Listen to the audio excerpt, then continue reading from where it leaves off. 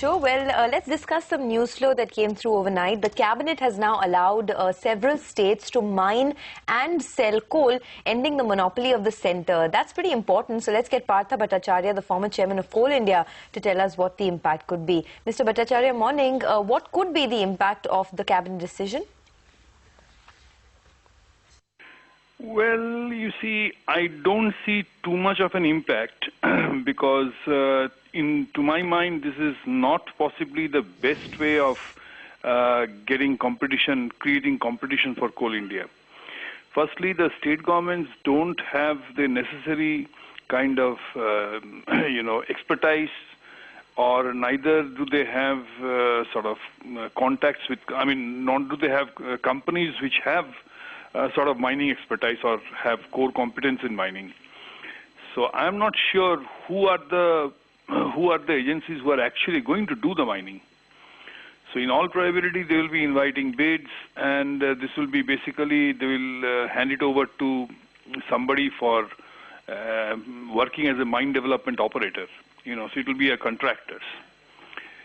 And that will definitely raise more coal, and to some extent it will meet the overall requirement of the country. But whether this will lead to best in-class mining coming up is a matter of doubt. You don't think, Mr. Bhattacharya, that there will be an impact on the volumes of Coal India? Not much, because you see, today we are importing 240 million tons of coal. So if at all something happens, it will be to some extent, reduce that. That's all that can happen. And you don't think that companies like NTPC have the capability of mining and selling coal? NTPC has been given blocks 10 years back. They are sitting on, I think, 8 or 9 blocks with a total mineable coal of more than 1.5 to 2 billion tons, and they have not produced a single ton so far.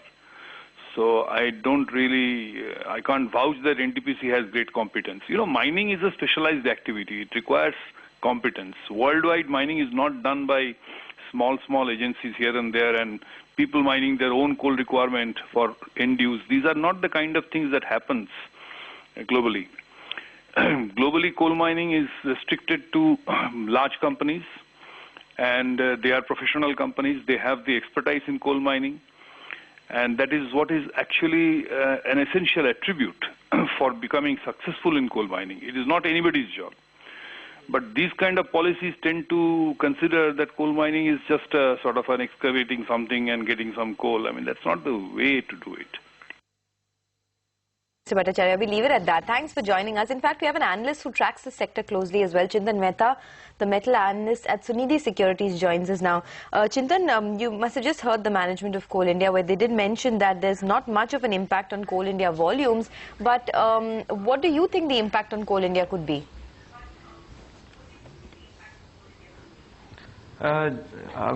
First, two things I would like to bring out. Just draw back from September 2014 when Supreme Court cancelled the mines, and the 34 operating mines were auctioned.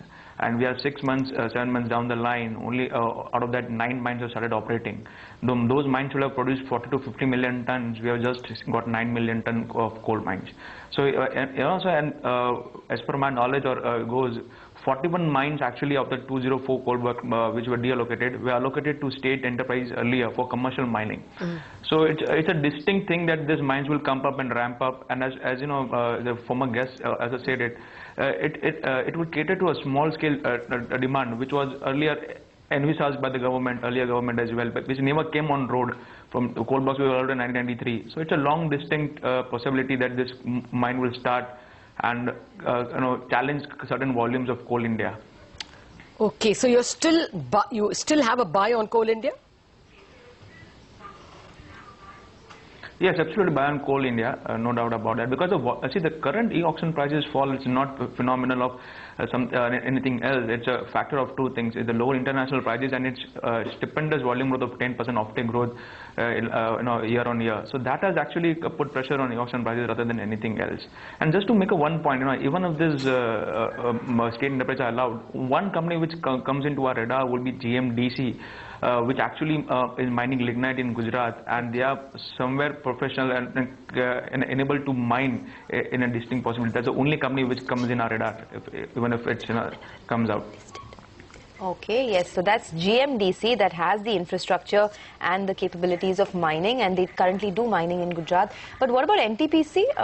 Do you think NTPC has the capability of mining and selling coal, and what would your view be on that if you do have one? I do not actively cover NTPC, so won't be able to comment on that part. No, the point is that because of this news, should there be a long-term bullishness, some tailwind for NTPC, or even for that matter, Adani Enterprises, which mines coals abroad? You know, in future, commercial mining will be opened even to private parties. It's too early to go bullish on them? Absolutely. See, as I said, Lata, 41 mines which were allowed in 1993. Forget about 1983. That last 1 year we have not got 40-50 million tons from the mines which are already producing. So getting a 2 or 3 years down, these mines will actually start producing and alerting.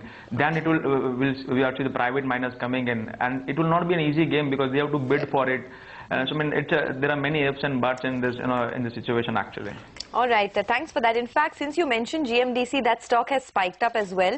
It's up almost about 3.5% now. There you have it, GMDC.